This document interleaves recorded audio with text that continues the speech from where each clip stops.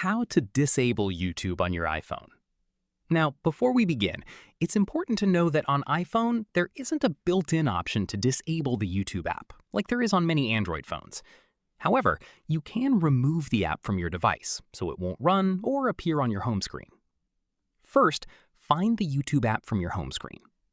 Then, press and hold the YouTube app icon holding until a menu appears or the apps start to jiggle. Next, tap Delete App or Remove App, depending on your iOS version. Then tap Delete again to confirm. That's it.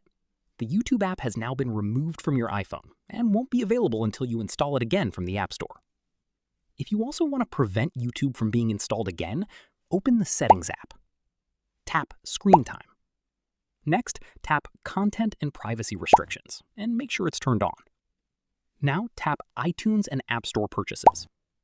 Tap Installing Apps. Then select Don't Allow. This prevents anyone from installing apps, including YouTube, until the restriction is changed. If you ever want YouTube back, simply change Installing Apps back to Allow.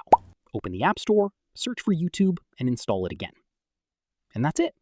That's how you can effectively disable YouTube on your iPhone.